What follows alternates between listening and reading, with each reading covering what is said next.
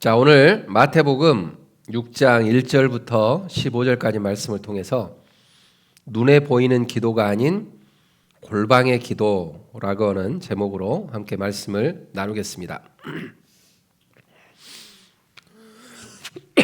자, 오늘 설교를 시작하기 전에요, 우리 성도님들에게 짧은 질문 하나를 드리고 시작하고자 합니다. 그게 뭐냐면, 혹시 여러분 중에 사진 찍기 전에 사진 찍을 때 보면 무의식적으로 그 표정부터 관리해 보신 적 있으시죠? 카메라가 앞에 딱 이렇게 있으면 평상시에는 괜찮은데 카메라가 앞에 딱 비춰지기 시작하면 내가 어떤 표정을 지어야 될지 고민하는 분들이 아마 계실 겁니다. 그렇죠? 뭐 저만 그러는 건 아닐 거예요. 그렇죠? 그래서 저는 사진을 찍는 걸 좋아하지 찍히는 걸 좋아하지 않습니다. 그래서 자주 찍는 것만 많이 하는 사람 중에 한 명이고요. 그래서 우리는 카메라 렌즈 앞에서 순간적으로 다른 사람이 되는 경우들이 많아요. 내가 아닌 다른 사람이 등장을 합니다. 그래서 조금 더 웃고 조금 더 여유 있게 보이려고 노력하고, 심지어는 이 각도가 나을까 저 각도가 나을까, 나는 왼쪽이 찍히는 게 낫다, 오른쪽이 지키는 게 낫다라고 하면서 각도 조절도 이렇게 하시는 걸 볼 수가 있어요. 재미있는 것은 아무도 시키지 않았다라는 거예요. 카메라만 들이댔다라는 거예요. 근데 카메라만 앞에 찍으려고 하다 보니까 아무도 시키지 않았는데 우리 몸이 먼저 그걸 알아요. 내가 어떤 모습으로 찍혀야지 사진이 잘 찍힐 것인가에 대한 부모들은 안다라는 겁니다. 다시 말씀드리면 우리가 세상 가운데 살아갈 때도 똑같습니다. 지금 누군가 나를 보고 있다라고 가정을 한다면 나도 모르게 어떤 모습으로 내가 비춰져야 될까에 대한 고민을 우리는 종종 한다라고 하는 거죠. 그런데 비단 사진 앞에서만 일어나는 일은 결코 이게 아닙니다. 한 가지 더 여쭤볼게요. 여러분은 SNS라고 하는 카톡을 하시든지 페이스북을 하시든지 여러 가지 뭔가 하나를 하실 거예요. 거기에서 어떤 사진을 올릴지 고민할 때가 아마 있으실 겁니다. 그 사진 한 장 올리실 때 얼만큼 고민하십니까? 사진을 이걸 올려가지고 사람들에게 나를 표현하는 데 있어서 어떤 사진을 올려야지 이 사람들이 나에 대해서 좋은 평가를 가지고 볼 수 있는가, 얘는 고민을 한다라는 거죠. 그래서 여러 사진 중에서 가장 잘 나온 사진을 고릅니다. 그리고 그것만으로도 만족하지 않아요. 거기에다가 또 필터를 입힙니다. 그리고 그 밑에다가 그 사진에 대한 내용을 모를까 봐 그 밑에다가 또 문구를 더 집어넣습니다. 그래서 성경 구절을 넣든지 어떤 장소에 대한 이야기를 넣으면서 내 마음을 그 안에다 표현을 합니다. 그래야지 많은 사람들이 그 밑에 보면 엄지 하나를 올리거든요. 그래서 많은 사람들이 그 엄지 하나를 받기 위해서 사진 하나를 넣는 것도 고르고 필터도 입히고 또 누군가 마음을 혹할 수 있는 문장도 집어넣는다는 거예요. 그래야지만이 왠지 모르게 안동함을 느낄 때가 있어요. 저만 그럽니까? 아니죠. 다 한 번쯤은 경험이 있으실 겁니다. 이렇듯 우리는요, 이렇게 하루에도 수십 번, 수백 번 누군가의 시선 앞에서 우리는 살아간다라고 하는 것을 말씀드리는 겁니다. 그리고 그 시선을 의식하는 순간 우리의 행동은 미묘하게, 때로는 크게 달라집니다. 문제는 이거예요.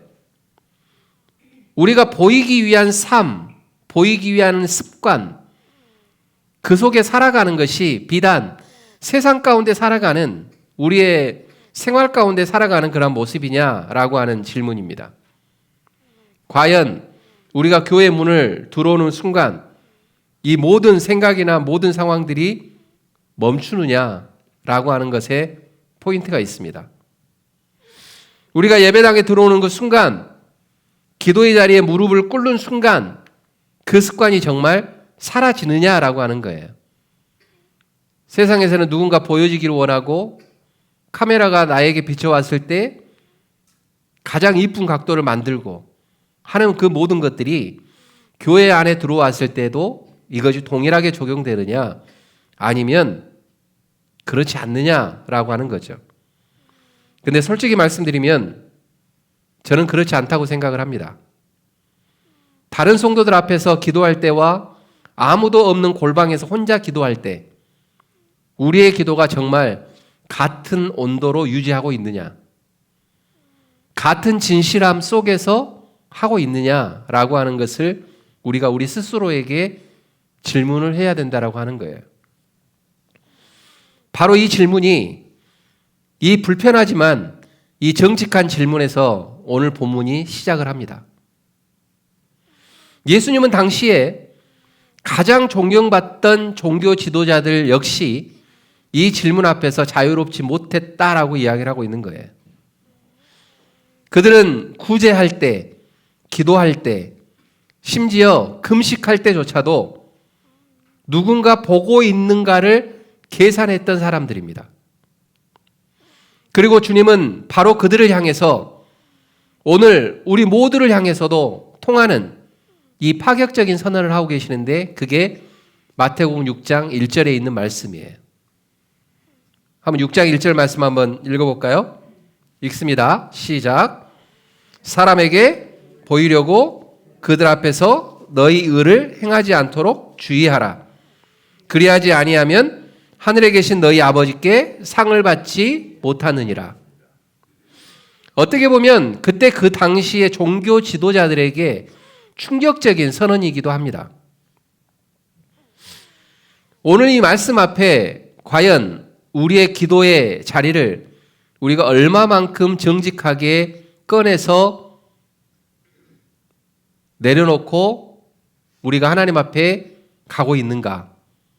그러한 질문 앞에 사실은 우리는 자유로울 수 없는 것 중에 하나라고 하는 거죠.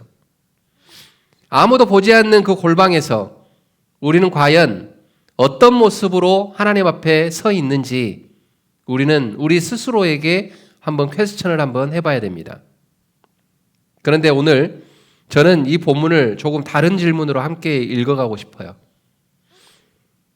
그 뒤에 보면 오늘 본문 말씀에서 뒤에 쭉 보시게 되면 1절에서 말씀하시는 거를 이제 어떤 거로 비유로 말씀하시냐면 기도에다가도 비유를 하고 계세요.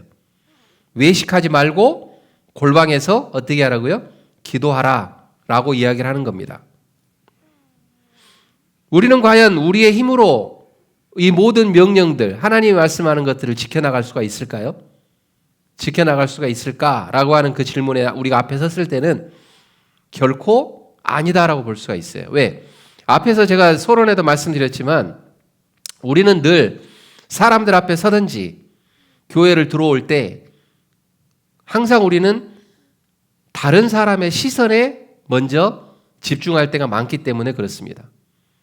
내가 살아가는 방식, 내가 신앙생활하는 그 모습들이 다른 사람들에게 어떻게 비춰질까라고 하는 것이 사실은 나에게 먼저 있기 때문에 그러한 부분에 있어서 우리는 자유로울 수가 없고요.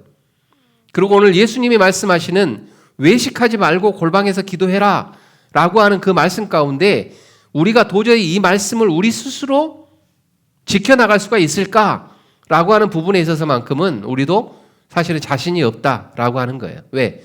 우리의 습성 자체가 우리의 본 모습이 그렇지 못하기 때문에 그래요. 그래서 이 골방의 문은 대체 누가 열어주셔야지만이 우리가 그 골방의 기도를 할 수 있느냐라고 하는 곳에 우리가 포커스를 맞춰가자라고 하는 거예요. 그래서 오늘 본문을요, 성경 전체의 어떤 구속사적인 이야기로 한번 끌어가고 싶습니다. 그게 뭐냐면 창세기에 에덴에서부터 시작한 그 말씀이 십자가와 부활까지 이루어지는, 그래서 그 큰 흐름 속에서 다시 한번 우리가 어떤 모습으로 서야 될 것인가에 대한 부분들을 살펴보고자 하는 겁니다. 그런데 오늘 마태복음 6장 1절 말씀에서 보여지는 것이요, 어떻게 보면 에덴 동산에서 펼쳐지는 그 모습과도 사실은 비슷해요. 그래서 에덴 동산을 한번 우리가 생각 한번 해보겠습니다. 아담과 하와는 본래 하나님과 은밀한 중에 동행하던 자들이었습니다. 창세기 3장 8절 말씀에서 뭐라고 이야기합니까? 하나님이 동산에 거니시는 소리를 그들이 어땠다 그랬습니까? 들었다라고 합니다. 아담과 하와가 에덴 동산에 딱 떨그러니 떨어져 있을 때에 그들은 하나님이 운행하시는 것, 하나님이 거르시는 것, 쉽게 말하면 하나님의 숨소리를 그들이 어땠다고요? 들었다라고 하는 거예요. 다시 말하면 그들은 하나님과 동행했던 사람들이었다라고 하는 걸 이야기하는 겁니다. 그러나 그들이 죄를 지은 후에 그들이 한 일이 무엇입니까? 그들이 한 일은 숨는 게 그들이 할 수 있었던 최고의 방법이었습니다. 그래서 그들은 숨었습니다. 하나님과의 은밀한 교제의 자리로 그들이 나아가는 것이 아니라 그들은 죄를 짓고 난 다음에 어떻게 했느냐? 그들은 숨었고 하나님을 도망갔습니다.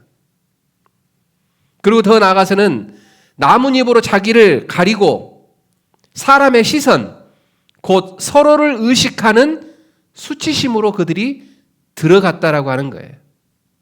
이게 창세기의 기록입니다. 그래서 인류의 첫 기도의 자리는 사실은 그렇게 무너졌습니다. 아담과 하와가 죄를 짓고 나서 더 하나님 앞에 무릎 꿇고 하나님 잘못했어요 라고 해야 됨에도 불구하고 그들은 숨고 도망가고 사람들의 시선이 무서워서 나뭇잎으로 가리고 그들은 그들 수치심 안으로 들어가 버렸다라고 하는 거죠. 그래서 그들은 하나님을 대면하는 대신에 회당과 큰 거리 어기라고 하는 사람의 시선을 그들의 마음속에서는 향하고 있었다라고 하는 겁니다. 그래서 에덴에서 나뭇잎으로 자기를 가렸던 그 본성이 오늘 성경 6장 1절에서 등장하는 종교적인 연기, 정교한 나뭇잎으로 자기의 의를 가리는 모습으로 바뀌어버렸다라고 하는 거예요. 사람의 시선을 의식하기 시작했다는 거예요. 그렇기 때문에 예수님이 마태복음 6장에서 굳이 창세기를 언급하지 않지만 사실은 그 인간의 본성을 이미 꿰뚫어 보고 이야기하시는 게 이겁니다. 사람에게 보이려고 그들 앞에서 너희 의를 행하지 말라라고 하는 겁니다. 왜요? 아담과 하와라고 하는 첫 인류가 사람의 시선에 무너졌기 때문에 그래요. 그래서 이 종교적인 연기한다라고 하는 것을 뭐라고 이야기하냐면요. 히포크리테스라고 하는 이야기를 합니다. 성경에서는 히포크리테스라고 그들을 지칭을 합니다. 그 뜻은 이거예요. 가면을 쓰고 무대 위에서 연기하는 배우라고 하는 그 뜻을 가지고 있어요. 죄인은 본질적으로 자기를 가리는 존재입니다. 그렇기 때문에 우리가 죄를 짓거나 우리가 죄 가운데 존재하게 되면 인간이라고 하는 본성 자체가 뭐가 있냐면요. 무엇인가 일을 잘못되었을 때는요. 자기를 핑계대기 시작을 합니다. 자기의 어떤 보호 본능이라고 생각을 하면서 심리학에서도 그런 이야기 있잖아요. 자기 보호 본능이 있다고 그래가지고 자기를 보호하기 위해서 온갖 핑계를 다 댑니다. 온갖 연기를 다 합니다. 이 세계에서 가장 연기를 잘하는 사람들이 죄 가운데 있는 사람들이 가장 연기를 잘해요. 경찰서 안에 가서도 자기를 방어하기 위해서 그 수사관 앞에서도 자기를 보호하는 보호 본능이 존재해가지고 깜쪽같이 속이는 연기를 합니다. 그게 인간의 모습입니다. 그렇기 때문에 성경에서는 히포크리테스라고 하는 단어를 쓰면서 너희들이 그러한 모습으로 세상 가운데 살아가고 있다라고 이야기를 하고 있는 겁니다. 그러면서 그 히포크리테스라고 하는 그 삶을 살아가면 하나님이 어떻게 하겠느냐라고 이야기했을 때에 예수님은 2절에서 이렇게 이야기합니다. 그들은 자기 상을 이미 받았느니라. 어땠다고요? 하나님께 받을 상을 이미 어떻게 했다고요? 받았다라고 이야기하는 거예요. 그러면서 이 상을 받았다라고 하는 것을 어떤 말로 이야기하냐면 아페코우신이라고 하는 단어를 사용해요. 아페코우신. 이 용어는요, 일반 사람들에게 쓰는 용어가 아닙니다. 근데 예수님이 일반 사람들에게 쓰는 용어가 아닌 상업적인 용어인데 이 용어를 지금 누구에게 이야기하고 있어요? 그때 그 당시에 종교 지도자들에게. 너희들은 아페코우시냐라고 하는 걸 이야기하고 있는 거예요. 그 말은 뭔 말이냐면 영수증을 끊어 지불이 완료된 상태. 다시 말하면 이미 완납되어져서 이젠 더 이상 받을 수 없는 상태가 되었다라고 하는 이야기를 하고 있는 거예요.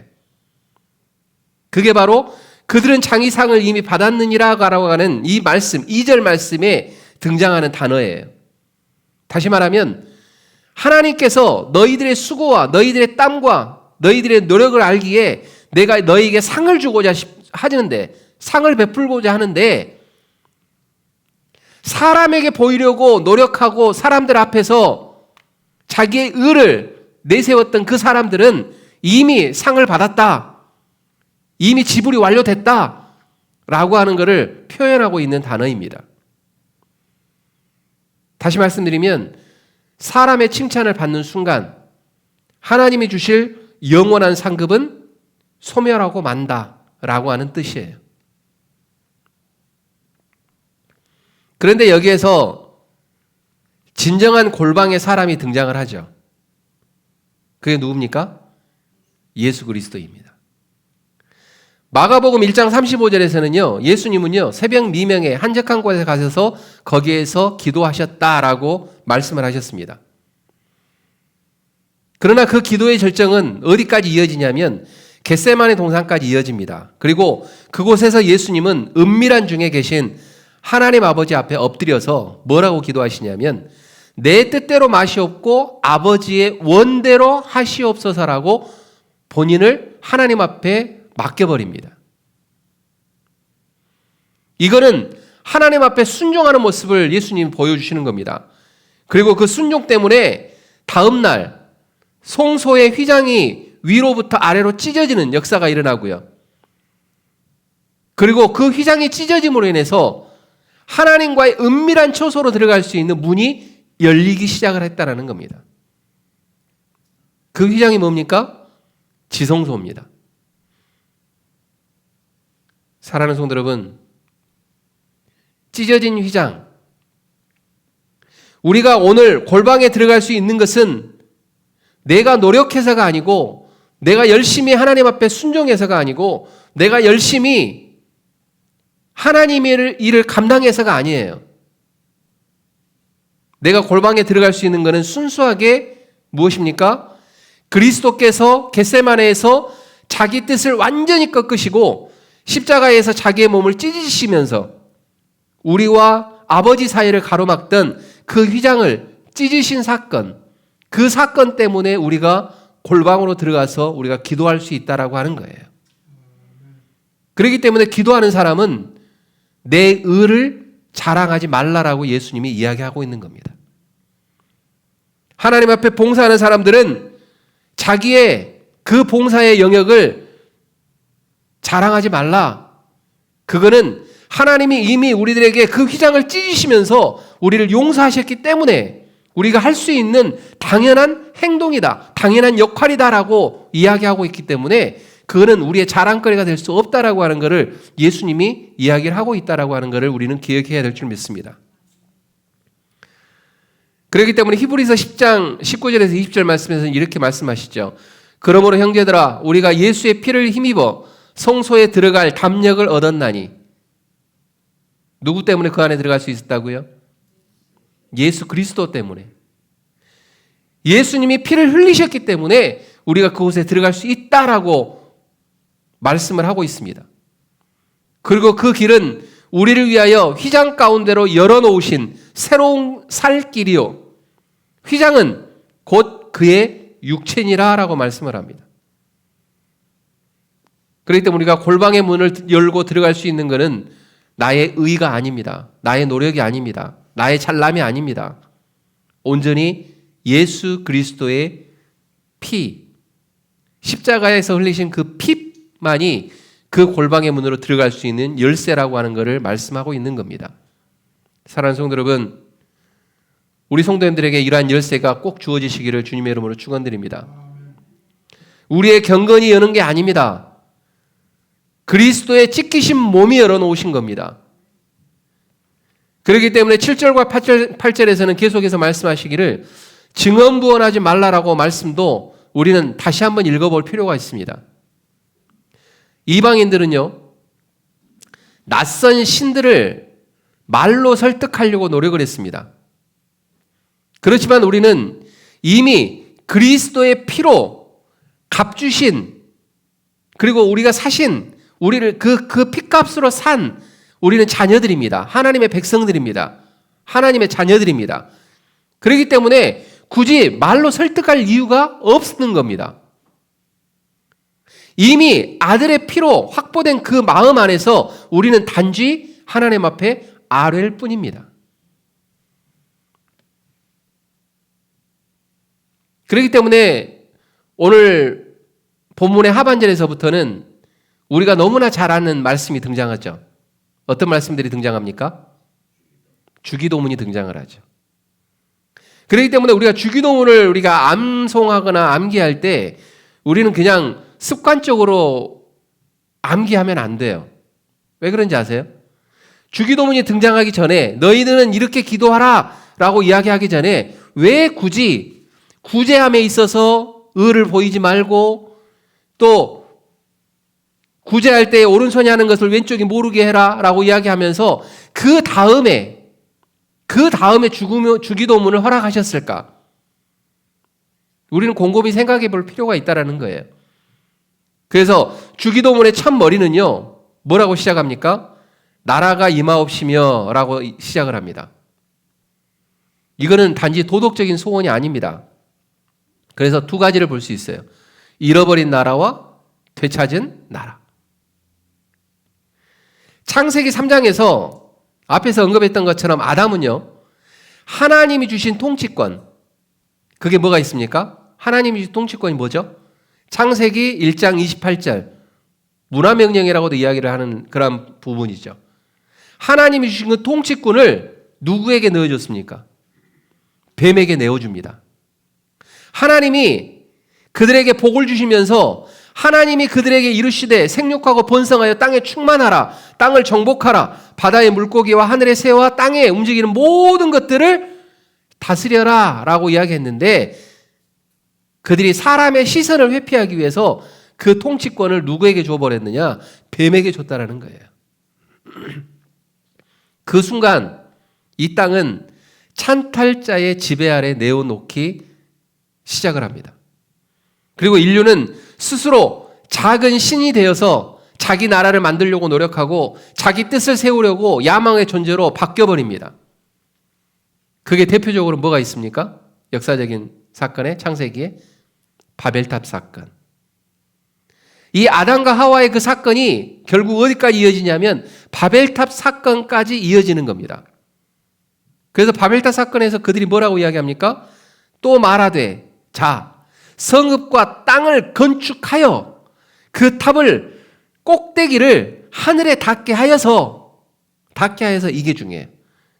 어떻게 하고자 하는 겁니까? 우리 이름을 내자. 창세기 11장 4절 말씀에서 이렇게 이야기합니다. 성읍과 땅을 건설하여 그 탑 꼭대기를 하늘에 닿게 하여 우리 이름을 내고 라고 이야기합니다. 그 탑을 쌓는 이유가 뭐라고요? 내 이름을 내고자.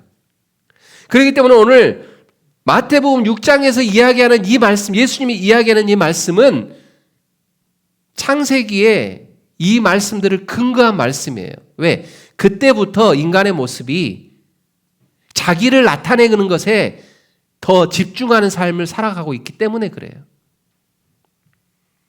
자기의 영광을 구하는 기도의 원조, 이게 바로 이 창세기 11장 4절 말씀이 시작점입니다. 우리의 이름을 내고 온 지면에 흩어짐을 면하자. 그렇지만 예수님이요, 광야에서 사탄에게 시험 받으실 때는 달랐습니다. 사탄은 천하만국의 영광을 보이면서 예수님께 이렇게 이야기하죠. 내게 엎드려 절하면 이 모든 것을 어떻게 하겠다? 내게 주겠다. 나한테 무릎 꿇어. 그러면 내가 모든 건 너한테 줄게. 라고 이야기하는 거예요. 창세기 때는 어땠습니까? 아담은 넘어져서 그 시험 앞에 무릎을 꿇었습니다. 그러나 예수님은 결코 넘어지지 않으셨습니다. 그리고 십자가와 부활을 통해서 찬탈자의 권세를 꺾으시고 다시 그거를 뺏어오신 게 바로 우리 예수님이십니다. 아담이 잃었던 것, 아담이 잃었던 나라를 누가 다시 되찾으셨다고요? 우리 예수 그리스도께서 되찾아 오셨다라는 거예요. 그래서 마태복음 28장 18절에 하늘과 땅의 모든 권세를 내게 주셨으니 라고 하는 말씀은 하나님이 예수 그리스도께서 광야에서 시험받지 않으시고 그 모든 것들을 이기시고 되찾은 상황 가운데에서 하나님이 예수님께 말씀하는 겁니다. 하늘의 땅과 모든 권세를 너에게 주겠다. 이거는 창세기 1장 28절을 다시 예수님께 허락하는 겁니다. 그렇기 때문에 나라가 임하옵시며라고 예수님이 그렇게 기도해라 라고 우리에게 가르치잖아요. 이거는 이미 십자가에서 결정적으로 승리하신 그리스도의 통치가 아직 완성되지 않은 이 땅 구석구석에 임하기를 구하는, 어떻게 보면 임이라고 하는, already라고 하는 단어하고 not yet, 아직이라고 하는 단어 그 사이에 끼어있는 종말론적인 기도의 내용이에요. 그러니까 우리가 주기도문을 외우실 때에 나라에 임하옵시며 라고 할 때 그냥 무의식적으로 넘어갈 게 아니라요. 아, 이 말이 정말 창세기부터 시작해가지고 예수님의 구원의 사건까지 이어지는 전체적인 큰 그림이구나 라고 하는 걸 우리는 기억을 해야 돼요. 그래서 우리는 승리가 불확실한 전쟁을 위해서 기도하는 것이 아닙니다. 승리가 불확실한 전쟁에 이길지 질지 모르는 그러한 상황에서 기도하는 내용이 아니라 이미 결정된 승리의 완성을 위해서 기도하고 있는 그러한 기도가 뭐예요? 나라의 임하옵시며 라고 하는 거예요. 그리고 계속해서 기도하죠. 뜻이 하늘에서 이루어진 것 같이 땅에서도 어떻게 된다고요? 이루어지이다. 완전한 성취를 이야기하고 있는 겁니다. 근데 이 완전한 성취는 오직 예수님께서 순종하셨기에 이루어지는 완성입니다. 아담은 뭐라고 이야기했어요? 내 뜻대로 하리라 라고 이야기했잖아요. 온 인류를 저주 아래 두었습니다. 그 말 한마디 때문에. 그런데 예수 그리스도께서는 겟세마네에서 내 뜻대로 마시옵고 하시면서 온 인류를 어떻게 하셨습니까? 구원하셨습니다. 그렇기 때문에 우리가 이 기도를 드릴 때에 우리는 우리 자신의 힘으로 아담의 실패를 뒤엎으려고 하는 것이 아니라 그리스도 안에서 이미 이루어진 그 순종에 접붙여져서 그 순종의 열매를 구하는 기도, 이게 바로 주기도문이다라고 하는 걸 기억하면서 우리가 하나님이 가르쳐 주시는 그 기도를 해야 된다라고 하는 사실이에요.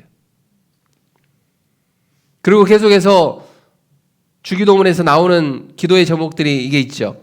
오늘 우리에게 일용할 양식을 주시옵고 라고 하는 말씀이 있어요. 또 이 기도의 배경은요, 출애굽기 16장의 광야의 만남에서 시작을 합니다. 만나. 광야의 만나에서 시작을 합니다. 이스라엘 백성들은요, 하루치 양식만 거두고 살아갔습니다. 왜냐하면 다음 날을 위해서 쌓아두면 그것이요, 그때 당시에는요, 그게 벌레가 생겨가지고 썩었다고 합니다. 그래서 하루의 만나, 하루의 양식만을 거두어야지만이 되었던 당시의 상황이 있었습니다. 이것은 인간의 어떤 자립적 어떤 축적 본능, 그것에 대한 하나님의 훈련을 보여주시는 상황 가운데 하나입니다. 왜냐하면 그때 당시에 그 백성들에게 있어서는 오늘 구하여서 얻어야지만이 오늘 내 배를 채울 수가 있는 거예요. 다음 날 것은 기대할 수가 없는 거예요. 왜? 다음 날 것을 위해서 내가 모아두면, 축적해두면 어떻게 된다고요? 벌레가 먹어서 썩어 없어진다는 거예요. 그렇기 때문에 그들은 늘 하나님 앞에 구할 수밖에 없어요. 하나님, 오늘의 양식을 나에게 허락하십시오라고 구할 수밖에 없어요.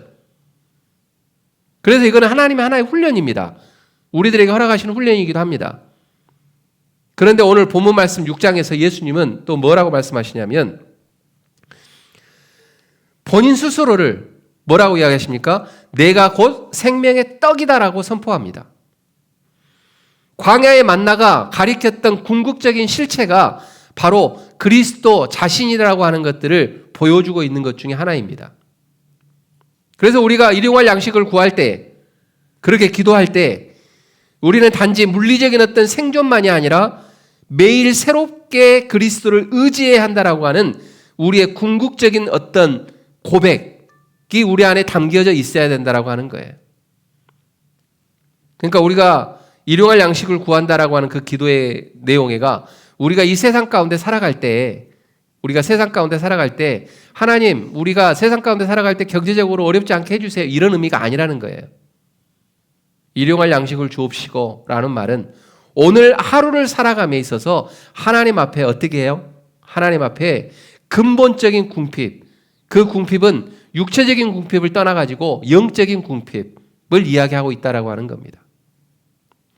그리고 12절에서 우리가 우리에게 죄 지은 자를 사하여 준 것 같이 우리 죄를 사하여 주옵시고 라고 이야기합니다.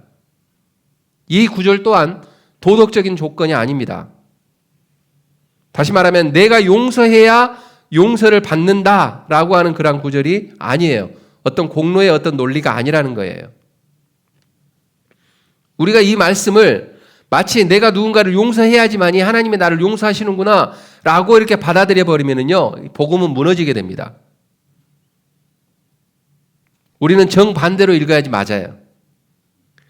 레위기의 속죄일 규례를 한번 우리는 생각해 볼 수 있습니다. 대제사장은요, 자기 죄를 위해서 먼저 제물을 드린 후에야 백성들을 위해서 어떻게 했어요? 속죄할 수가 있었어요. 근데 우리의 대제사장 되시는 그리스도께서는 어떻게 하셨습니까? 그거하고 정반대였어요. 자기 죄가 없으셨음에도 불구하고 우리의 1만 달란트 빚을 도저히 갚을 수 없는 그러한 죄의 빚을 어떻게 하셨습니까? 십자가에서 완성을 먼저 하셨습니다.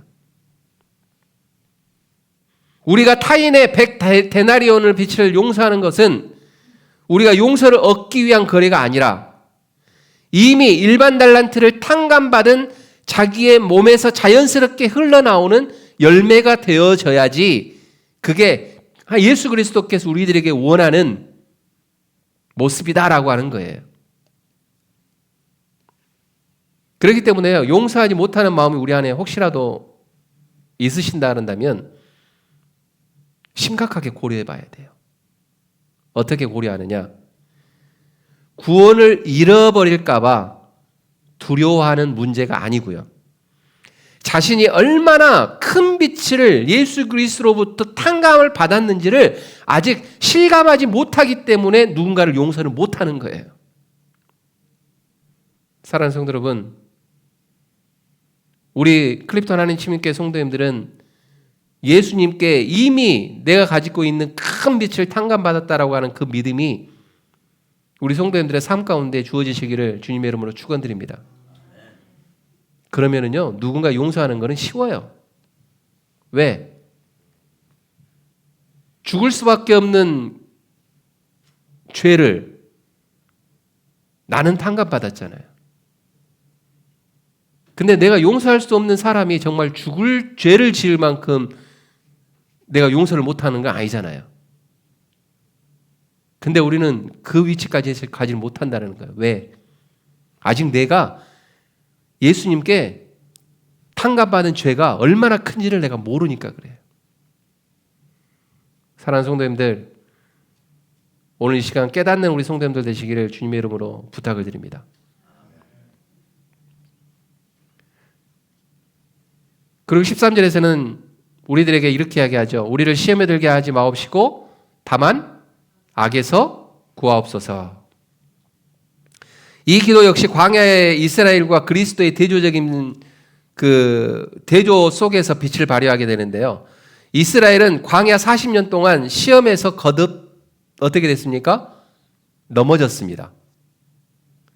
그렇지만 예수님은 광야에 40년이 아니라 40일 동안 그 시험을 어떻게 하셨습니까? 이기셨습니다. 그러니까 대조가 되는 거죠. 이스라엘 백성들과 예수님은 대조가 되는 거예요. 그리고 우리가 이 기도를 드릴 때에 우리는 우리 자신의 어떤 영적 근력을 의지하는 것이 절대 아닙니다. 이미 광야에서 승리하신 그리스도의 승리 안에 우리가 있기 때문에 우리는 피할 수가 있는 겁니다. 그렇기 때문에 우리가 신앙생활 할 때에 이건 내가 할 수 있어, 내가 이길 수 있어, 내가 해결할 수 있어, 이러한 생각들을 내려놓으셔야 돼요. 내가 누군가를 용서하거나 누군가에게 있어서의 어떤 그러한 부분에 있어서도 이러한 부분들은 내가 할 수 있어. 저 사람이 나에게 와서 그냥 사과 한 번이면 돼. 라고 하는 그 생각들을 내려놓으시라는 거예요. 죄송한 이야기지만 내가 죄사함을 예수 그리스도께 받을 때 내가 하나님 앞에 가서 제가 잘못했습니다. 사과하신 적 있으세요? 없어요. 그냥 우리가 하나님 앞에 예배하러 나오고 예수님을 찾는 그 순간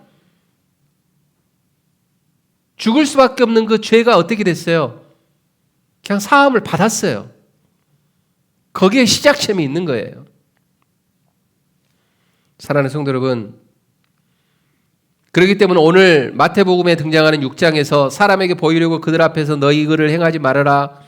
그리고 더 나아가서는 은밀한 중에 보시는 그 예수님, 그분이 계시기 때문에 너희들의 어떤 잘남, 너희들의 어떤 자랑, 이런 모든 것들은 다 내려놔라. 십자가 밑에 내려놔라. 이야기하는 것들이 우리의 노력이나 우리의 자랑이 아니고 예수님이 이미 십자가에서 승리로 완성하셨기 때문에 할 수 있는 일이다라고 하는 것들을 우리는 고백해야 될 줄 믿어요.